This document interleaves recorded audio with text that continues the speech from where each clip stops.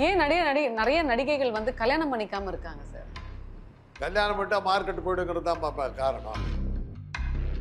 ஆம்பளை ரசிகர்கள் என்ன இது பண்றான், உடல் கவர்ச்சி. என்னைக்காவது ஒரு நாள் நான் அவளை கல்யாணம் பண்ணிக்கோங்கிற ஆசையில தான் இவன் பார்த்துக்கிட்டே இருக்கும்.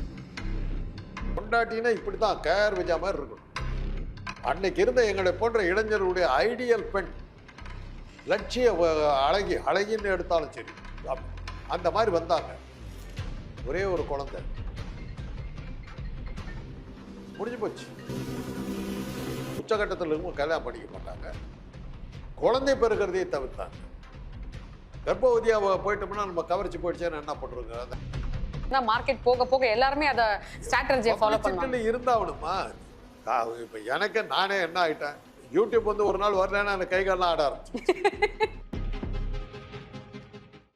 Low interest, flexible repayment, minimal documentation.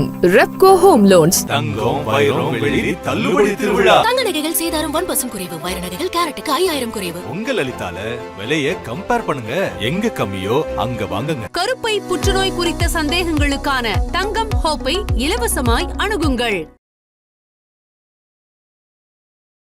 King TV நேயர்கள் அனைவருக்கும் வணக்கம். நம்ம கூட டாக்டர் காந்தராஜ் இருக்கார். வணக்கம் டாக்டர். யாரா இருந்தாலும் யோசிக்க வேண்டிய விஷயம் தான். ஆனா நிறைய பேர் பாத்தீங்கன்னா குடிச்சு அழிஞ்சவங்க இருக்காங்க, பெண் ஷோக்கால் அழிஞ்சவங்களும் இருக்காங்களே. ஏமா அது எல்லாருமே உண்டுமா? பணக்கார வீட்டு பசங்களுக்கு அதெல்லாம் உண்டுமா? நான் தான் சொல்றேனே, என்னுடைய மனைவியினுடைய இது தாத்தா அவர் சம்பாரிச்ச சொத்தை நான் சொன்ன நம்ப மாட்டீங்க, சாம்ராஜ்யத்தையே வச்சிருந்தாரு. இவங்களுக்கு என்ன வந்தது? ஆளாளுக்கு அரைக்கா வீடு காலு கிரவுண்டு இப்படி தான் வந்தது.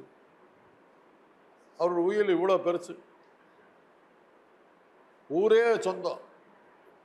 இப்பெல்லாம் சொல்லக்கூடாது.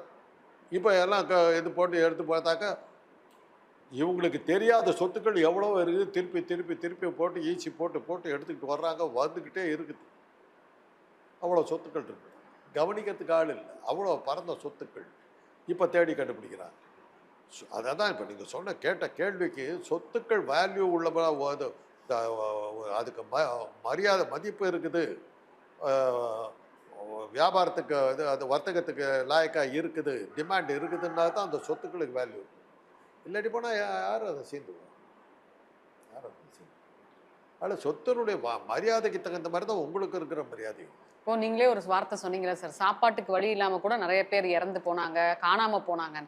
நடிகை தேவிகா அப்படின்றவங்க வந்து ரொம்ப அழகா இருப்பாங்க. அவங்க வந்து ஆக்சுவலா சாப்பாட்டுக்கு வழி இல்லாம ஒரு வார்த்தை இப்ப நீங்க சொன்னீங்கல்ல, என்எஸ்கே சொன்னாரு சம்பாதிக்கிறப்பவே வந்து நம்மளோட ஃபியூச்சருக்காக சேர்த்து வச்சுக்கணும் அப்படின்னு சொல்லிட்டு, அவங்களும் வந்து சொந்த பந்தத்தை தேவிகா ஒண்ணு எழுத அப்படிலாம் ஒன்று சாது. யாரோ ஒருத்தவங்க கோயில் வாசல்ல, அது ரூமரா? அவங்க மகள் வந்து கனகா பிரமாதமா நடிச்சுட்டு தானே. கனகா கொஞ்சம் இது பண்ணி அவங்க மன அழுத்தத்துக்கு ஆளா இருக்காங்களா சார்? அம்மாவை இறந்து போச்சு, அப்பாவே இல்லை, அந்த பெண்ணுக்கு ஆதரவு இல்லை. அந்த அதில் தான் அந்த ஏன் நிறைய நடிகைகள் வந்து கல்யாணம் பண்ணிக்காம இருக்காங்க சார்? கல்யாணம் பண்ணிட்டா மார்க்கெட் போயிடுங்கிறது தான் காரணம். இப்போ இப்படி இருக்கிறதுனால மட்டும் ஒரு நடிகை மேலே என்ன ஒரு ஆம்பளை ரசிகர்கள் என்ன இது பண்ணுறான், உடல் கவர்ச்சி. என்னைக்காவது ஒரு நாள் நான் அவளை கல்யாணம் பண்ணிக்கோங்கிற ஆசையில தான் இவன் பார்த்துக்கிட்டே இருப்பான். ஒன்றுமில்ல, ஒரு நடிகையுடைய திருமணத்தை வந்து ஒரு திடீர்னு அந்த நல்ல பாப்புலராக இருக்கிற நேரத்தில் ஹெட்லைன்ஸு நடிகை ஸோ திடீர் திருமணம்னு போட்டாங்க. நான் காலேஜில் படிச்சுக்கிட்டு இருக்கும்போது நான் எல்லா ரூம்லையும் பேப்பர் வாங்க மாட்டேன், என் ரூமில் பேப்பர் வாங்கி வச்சுருந்து பார்த்துக்கிட்டு இருந்தேன். பக்கத்து ரூமுக்காரர் அப்படி வந்தார், பேப்பரை பார்த்தார், நடிகை போச்சுரா, நான் கல்யாணம் பண்ணிங்களா இருந்து இந்த கல்யாணம் பண்ணிச்சா போச்சுரா. இது மாதிரி அந்த எதிர்பார்ப்பு நடிகை வந்து நான் கல்யாணம் பண்ணிக்கிறது. அதனால தான் கனவு கன்னி, என்னுடைய கனவுல வருகிற கன்னி அவள், கனவிலும் கன்னி, ட்ரீம் கேர்ள். அது எப்போ ஒன்று இருக்கும், கல்யாணம் ஆயிடுச்சுனாக்க சரி அவள் புருஷன் இருக்குன்னா அவ்வளோதான். அதனால தான் ரொம்ப பேர் கல்யாணம் பண்ணிக்கிறத தவிர்க்கிறாங்க. உச்சகட்டத்தில் இருக்கும் கல்யாணம் பண்ணிக்க மாட்டாங்க, குழந்தை பெறுகிறதையே தவிர்த்தாங்க. கர்ப்பவதியாக போயிட்டோம்னா நம்ம கவர்ச்சி போயிடுச்சேன்னு என்ன பண்ணுறோங்க, அந்த அட்ராக்ஷன் போயிடுச்சுன்னா. கவர்ச்சிங்கிறதுக்கு அட்ராக்ஷன், பார்க்கறதுக்கு பிடித்தமாக இருக்கணும். கவர்ச்சின்னாக்கா நீங்கள் ஆபாசமாக காட்டணும். இல்லை, புரியுது பார்த்த உடல் கட்டுக்கோப்பா இருக்கணும். அது மாதிரி அந்த இது போயிடும், அந்த தோற்றம் போயிடுங்கிறது. அது மாதிரி நீங்கள் பார்த்தீங்கன்னாக்கா நீங்கள் கேஆர் விஜயா சொல்லலாம். அவங்களா சார்? ஆமாம். எப்படின்னா கற்பகம் படத்தில் அவங்க வந்த போது நாங்கள் கல்லூரியில் படிச்சுக்கிட்டு இருக்கிறோம். ஒவ்வொருத்தரும் என் பொண்டாட்டி இப்படி தான் இருக்கணும்னு நினைச்சேன். ஏன் சார் அவங்கள பார்த்தா ஆண்டி மாதிரி பாட்டி மாதிரி இருப்பாங்களே சார்? அம்மா நீங்க கற்பகம் படத்தை பாருங்க, சென்சேஷனல். என் பொண்டாட்டினா இப்படி தான் கேர் வச்ச மாதிரி இருக்கணும். அதுதான் ஒரு ஒரு அன்னைக்கு இருந்த எங்களை போன்ற இளைஞர்களுடைய ஐடியல் பெண், லட்சிய அழகின்னு எடுத்தாலும் சரி அந்த மாதிரி வந்தாங்க. ஒரே ஒரு குழந்தை முடிஞ்சு போச்சு. சார் ஆக்சுவலா அவங்க வந்து ஏதோ ஒரு மிகப்பெரிய பைலட் மேரேஜ் அது கிடையாதா? ஒரு தொழிலதிபர், வேலாயுதம்னு ஒரு தொழிலதிபர், அவர் தான் கல்யாணம் பண்ணிட்டாங்க. நல்ல வசதியாக இருந்தாங்க. அதாவது அவங்க பிளேன் வச்சுருந்தாங்க. வேலாயுதம் ஒரு பெரிய தொழிலதிபர், அவருடைய கம்பெனிக்காக வச்சுருந்த பிளேன் இவங்க பிளேன் வச்சுருந்ததா அவர் சொன்னாங்க. பிளேன் வச்சுக்கிற கணவரை கல்யாணம் பண்ணிட்டவங்க அவங்க, அவ்வளோதான். அந்த பிளேனில் எல்லாம் சொந்த பிளேன் வச்சுருந்தாங்க. தமிழ்நாட்டில் வந்து சொந்த பிளேன் வச்சுருந்த ஒரு கணவரை வச்சுருந்தவங்க வந்து கேர் வச்சு அந்த வகையில் நம்ம படத்தில் காமெடி தான். அந்த கல்யாணம் ஆகி ஒரு குழந்தை பெற்றாங்க. அவங்களுடைய அந்த எதுக்காக நம்ம பார்த்தோமோ அந்த அந்த இளமை, அந்த இது பொலிவு எல்லாமே போயிடுச்சு. அதே தான் நடிகை பத்மினிக்கும் திருமணம் ஆகி ஒரு குழந்தை பிறந்ததும் போயிட்டா. அதெல்லாம் அதில் பயந்துட்டு தான் ரொம்ப பேர் கல்யாணம் பண்ணிக்காமே இருந்தாங்க. இப்போ கூட பாருங்களேன், இப்போ வந்து வாடகை தாய் வந்துட்டதுனால கர்ப்பத்தை தரிக்கிற அந்த பிரச்சனையும் போச்சு. இந்த காலத்தில் அதுக்கு தேவையும் இல்லை. கர்ப்பம் தரிக்க வேண்டிய அவசியம், கர்ப்பம் தரிக்க வேண்டிய அவசியம் இல்லை. பெண் ஒரு நடிகை வந்து வாடகை தாய்கிட்ட ஏற்பாடு பண்ணிட்டு போயிடலாம். அது அந்த பிரச்சனையெல்லாம் இப்போ இல்லை. பட் ஆனால் ஒரு சில பேருக்கு இஷ்யூஸ் இருக்கிறவங்களுக்கு அது பரவாயில்ல இல்லை சார். எந்த அளவுக்கு டெக்னாலஜி வளருதோ அந்த அளவுக்கு காம்ப்ளிகேஷனாக இருக்கவங்க கூட வந்துட்டு ஈஸி தான் இருந்தாலும் நம்ம இன்னைக்கு யாராக இருந்தாலும் இன்னைக்கு இவ்வளோ கேள்வி கேட்குறீங்க. இல்லாத ஒரு சினிமா உலகத்தை பற்றி இவ்வளோ நேரம் பேசிக்கிட்டு இருக்கிறீங்க. சினிமா எங்கே இருக்குது? நானும் ஏதோ படம் பார்க்குறேன், இந்த டிராகன் படம் நல்லா இருக்குதுன்னாங்க, பார்த்தீங்களா? போகணுன்னு பார்க்குறேன். சினிமாவுக்கு போகலான்னாக்கா வீட்டில் யாரும் வரமாட்டேங்கிறாங்க. என்ன சொல்கிறேன்னு, இன்றைக்கி சீரியலில் முக்கியமான சீன் வருது, அதை பார்க்கணுங்கிறாங்க. சீரியல் ஓடுற நேரத்தில் சொந்தக்காரன் வந்தால் கூட வீட்டில் காப்பி கொடுக்க மாட்டேங்கிறாங்க. கொஞ்சம் இருக்கு இந்த சீன் முடிட்டுன்றாங்க. அப்புறம் தான் பேச்சே எடுக்கிறாங்க. அந்த அளவுக்கு சீரியல்ஸ் எல்லாம் வந்து டாமினேட் பண்ண ஆரம்பிச்சு. அந்த இடத்த சீரியல் எடுத்துக்கிச்சு. டிவியை விட்டு நம்ம வெளியே போகிறது. சார் பொதுவாக இப்போ சினிமா இண்டஸ்ட்ரியில் இந்த காமெடி நடிகைகள் இருக்காங்கல்ல, நடிகர்கள் எல்லாமே அவங்களுக்கு கூட வந்து அவங்களோட ஃப்யூச்சரில் பார்த்தீங்கன்னா சாப்பாட்டுக்கு கஷ்டப்படுறாங்க. இப்போ உதாரணத்துக்கு ரொம்ப ட்ரெண்டிங்கில் இருக்கிறவங்க வந்து இந்த பிந்து கோஸ், அவங்க வந்து சாப்பாட்டுக்கே வழி இல்லாமல் இப்போ ரொம்ப உடல் ரீதியாக வந்து கஷ்டப்பட்டு. அப்போ என்ன சார் நடிகர் சங்கத்தில் இருந்தாலும் உதவி பண்ண மாட்டாங்களா சார்? வச்சுருக்காங்க, அவங்க ஏதோ வச்சுருக்காங்க. நலிந்த கலைஞர்கள் உதவி செய்யணும்னு சொல்கிறாங்க. இவங்க போய் கேட்டிருக்க மாட்டாங்க. இல்லையே, இவங்க வந்து ஆதாரத்தோட வந்து ஊடகத்தில் சொல்கிறாங்க, நான் வந்து நிறைய பேர்கிட்ட தலைவர்கள் கிட்ட கேட்டேன், எங்களுக்கு ப்ராப்பர் அப்ரோச் இல்லைன்னு சொல்லிட்டு ஒரு இதில் வந்து ஒரு மீடியாவில் வந்து சொல்லியிருக்காங்க. ஸோ அந்த மீடியா மூலமாக தான் நிறைய ஹெல்ப் அவங்களுக்கு போயிருக்கு. ஆக்சுவலாக அந்த நடிகர் சங்கத்தில் மெம்பராக இருக்கணுமா சார்? அது அப்போ இல்லாமல் எப்படிமா செய்வாங்க? நீங்கள் மெம்பரும் ஆக மாட்டீங்க, அவங்கள மதிக்கவும் மாட்டீங்க, அவங்க ஹெல்ப்பும் பண்ணுன்னு கேட்டால் எப்படி பண்ணுவாங்க? அதனால் தெரிஞ்சால் செய்வாங்க, சொல்ல முடியாது. எல்லாருக்கும் அது கிடைக்கிறதுன்னு அவசியம் இல்லை. ஆளை பொறுத்து இருக்குது. அது எந்த முறையில் அப்ரோச் பண்ணுறாங்க என்ன ஆகுறதெல்லாம் பொறுத்து இருக்குது. அதை வச்சு தான் இது பண்ணுறாங்க. எவ்வளோ கலைஞர்கள் காணாமல் போயிருக்காங்க. ஒரு சீனில் வந்துட்டு போகிறவங்களாம் இருக்காங்க, ஸ்டண்ட் நடிகர்கள்லாம் இருக்காங்க. அவங்களுக்கெல்லாம் என்ன பாதுகாப்பு இருக்குது? டான்ஸ் குரூப் டான்ஸ் ஆடுற பெண்கள் இருக்காங்க. இப்போல்லாம் குரூப் டான்ஸஸே இல்லை, படமே இல்லைங்கிறப்போ குரூப் டான்ஸ் இல்லை. அதெல்லாம் நான் பழைய கதையை சொல்லிகிட்டு இருக்கிறேன். இப்போ சமீபத்தில் பார்த்தேன், சந்திரலேகன் 1948ஆம் வருஷம் அந்த படத்தில் முரசு டான்ஸில் நான் தான் முக்கிய டான்ஸராக ஆடினேன்ற ஒரு அம்மா வந்து பேட்டி கொடுக்குது. என்ன வயசு இருக்கும்? ஏன்னா 85-90 வயசு அதுக்கு, இன்னும் உயிரோடு இருக்குது. அந்த டான்ஸை எப்படி எடுத்தாங்க என்னங்கிற டீட்டெயில் சொல்லுது. அதை பார்த்துக்கிறது யார் பார்த்தானா நான் பார்க்குறேன். என் பையன் இது என்ன படம் பான்னு கேட்குறான். அவனுக்கு தெரியாது, சந்திரலேகன் ஒரு படமே தெரியாது. காலம் முடிஞ்சு போச்சு. இன்னைக்கு சினிமா பற்றி பேசுனா அப்படியா அப்படின்னு கேட்டு போகிறாங்க. எல்லாம் காலம் மாறி போச்சு. இன்னைக்கு சினிமா பற்றி பேசுறதுக்காக. அப்போ குரூப் டான்ஸஸோட வாழ்வாதாரம் அப்பெல்லாம் எப்படி சார் இருந்தது? அதெல்லாம் அந்த காலத்தில் எப்படி வாழ்ந்தாங்கன்னு யாருக்கு தெரியும். அன்னைக்கு சினிமாங்கிறது ஒரு அதிசய உலகம். ஆகாயத்திலிருந்து குதிச்சவர்கள், நினச்சி பார்க்க முடியாத உயரத்தில் இருந்தவர்கள், பார்க்கறதுக்கு ஓடணும். இன்னைக்கு கதை வேறு. ஆனால் சொல்ல முடியாது.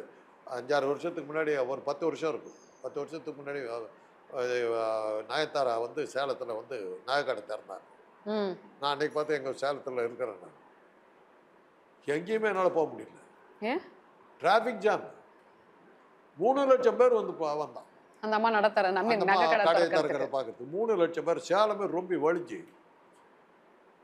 அப்பதான் பார்த்தேன், அப்படியே எங்க அப்பா ஒரு நடிகை வந்தா என்ன ரஷடா சாமி, அந்த அளவுக்கு இருந்தது. ஏன் சார் இன்னைக்கு குஷ்புக்கு கோவில் கட்டலையா? அந்த மாதிரி தானே சார். குஷ்பு கோயில் கட்டுறதுக்கு வந்து ஒரு கதை. என்ன கதை? அது அந்த மாதிரி தூக்கி விடுறதுக்காக விட்ட கதை. அந்த கோயில் எங்க இருக்குன்னு எவனுக்கும் தெரியாது. இன்னைக்கு ஒன்று ஓ, யாருக்கு அதுவும் ரூமர். விட்டுக்கிட்டாங்க கதை.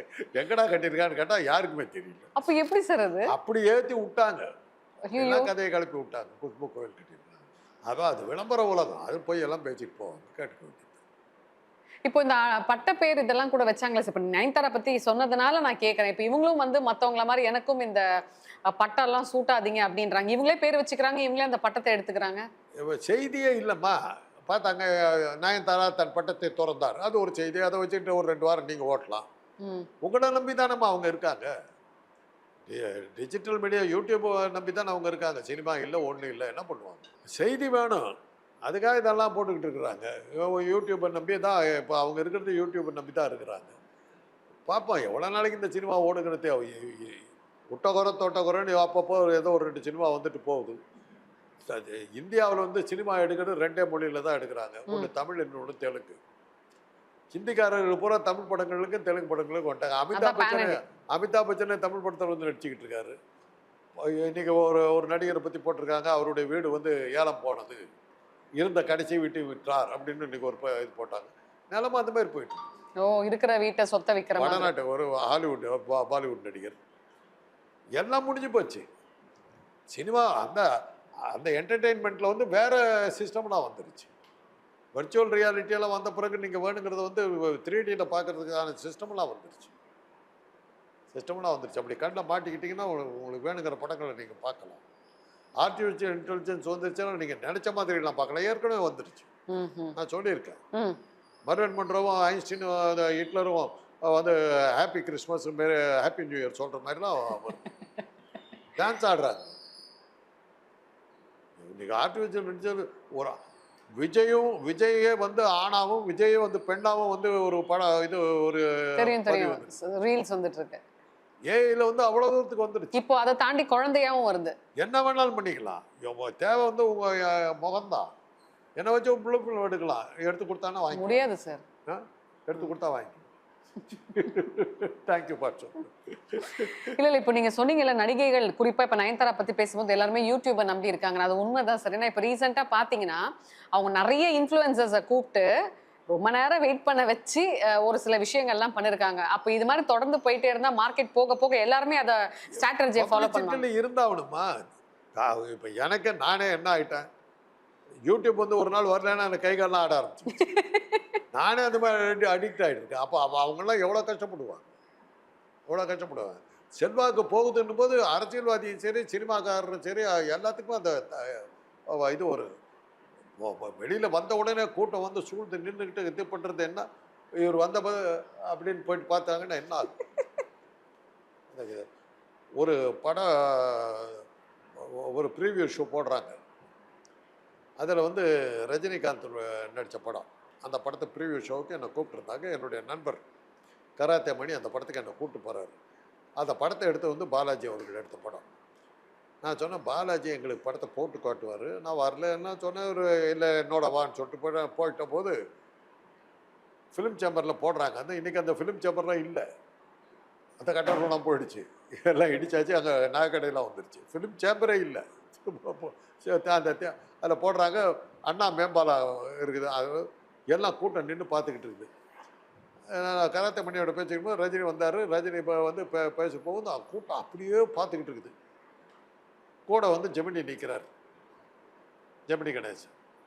ரஜினி போயிட்டார், கூட்டம் அப்படியே அந்த பக்கம் போயிடுச்சு. நேற்று ஒரு சூப்பர் ஹீரோ ஜெமினி, அவரு கூட நிற்கிறார், பார்க்கறதுக்கு ஆள் இல்லை. என்கிட்ட அரட்டை அடிச்சுட்டு அப்புறம் உள்ளே போகும்போது, மணி சினிமாவுடைய சக்தியை பார்த்தியானார். ஆமாம் மணி, ரஜினி இருந்தவொன்னு கூட்டம் என்ன க்ரௌடு பார்த்தீங்களான்னாரு. கூடவே ஜெமினி கணேசன் ஒருத்தர் தான், ஞாபகம் இருக்குதான்னு. நான் இப்படி சொல்லிட்டேன், நம்ம காலத்தில் அவர் எப்போ ஏற்பட்ட ஸ்டார், கூட்டம் இருந்துதான்னு. அதானே டாக்டர், அதுதான் சினிமா. இன்றைக்கி மார்க்கெட் யாருக்கு இருக்குதோ அங்கே தான் க்ரௌட் நிற்கும். இன்றைக்கி அவருக்கு மார்க்கெட்டில் நேற்று இருந்த சூப்பர் ஸ்டாராக இருந்த ஜெமினி கணேசனை பார்க்கறதுக்கு ஆள் கிடையாது. தான் சினிமா ஜாகம் வச்சுக்க இப்போ சினிமான்னு அலைஞ்சிக்கிட்டு இருக்கிற ஜாக்கிரதை. இதுதான் உலகம். மார்க்கெட்டு போச்சுன்னா உங்களுக்கு ஆள் இருக்காது. அவ்வளோ. இப்போ இதே மாதிரி நிலைமை இருந்துச்சுன்னா அப்போ சினிமாவோட பொசிஷன் இது தான் இல்லைங்கிற நீங்கள் தான். இல்லை, இன்னும் ஃபியூச்சரில் என்ன ஆகும்? ஃபியூச்சரே கிடையாது. மாதிரி ப்ரெசண்ட்டே கிடையாது. அப்புறம் எங்கிறது ஃபியூச்சர்? முடிஞ்சு போச்சு. சினிமா முடிஞ்சு போச்சு. அதனால தானே இந்த மாதிரி செய்திகளை போட்டுக்கிட்டு இருக்கிறாங்க. அது வாடகை தாயின் மூலமாக குழந்தை பிறந்தது ஏதோ ஒரு செய்தியில் வந்துக்கிட்டு இருக்கணும். அதுக்காக தான் இந்த ஸ்டண்ட்லாம் அடிச்சுக்கிட்டு இருக்கிறாங்க. அதுக்காக தான் எங்கள் மாதிரி மேலே ஆட்கள் மேலே ஒரு கேஸை போட்டு அதில் ஒரு விளம்பரத்தை அடிக்கிறாங்க. எனக்கு விளம்பரம் கிடைக்குது. ஸோ அதனால தான் உங்களை மாதிரி ஆட்கள் மேலேயும் கேஸை போட்டு அவங்க ஃபேம் தேடிக்கிறாங்கன்னு சொல்ல வரீங்களா? எனக்கும் பாப்புலாரிட்டி கிடைக்குது, உங்களுக்கும். ஸோ ஃபேமை நோக்கி எல்லாமே போயிட்டு இருக்காங்க. இது எங்கள் மாதிரி ஆளுகளுக்கு இது ஒரு இலவச விளம்பரம். சினிமா பற்றி பேசும்போது மீடியாக்கள்னால வர்ற விளம்பரம் தான் இது. அது இன்னும் சொல்ல போனால் யூடியூப்னால வர்ற விளம்பரம் தான். ஸோ யூடியூப்பை வச்சு தான் சினிமா பிரபலங்கள் வாழ்றாங்க. பார்க்குறேன். இந்த தினசரி பத்திரிகைகள் வந்து ஒரு பக்கம் வந்து சினிமாவுக்கு விடுறாங்க. யார் என்னன்னு தெரியல. அவங்க சில பத்திரிகைகள் வந்து அவங்க பேரையும் போட மாட்டேங்கிறாங்க. ஏதோ ஒன்று உடம்ப காட்டிட்டு நிற்குதுங்கிறத தவிர ஒரு உண்மை தெரியல. யாருன்னே தெரியல. ஓகே சார், நன்றி sir. Low interest, flexible repayment, minimal documentation. Repco Home Loans. தங்கம் வைரம் வெள்ளி தள்ளுபடி திருவிழா. தங்க நகைகள் சேதாரம் 1% குறைவு, வைர நகைகள் கேரட்டுக்கு 5000 குறைவு. உங்க லலிதால விலைய கம்பேர் பண்ணுங்க. எங்க கம்மியோ அங்க வாங்குங்க. கருப்பை புற்றுநோய் குறித்த சந்தேகங்களுக்கான தங்கம் ஹோப்பை இலவசமாய் அணுகுங்கள்.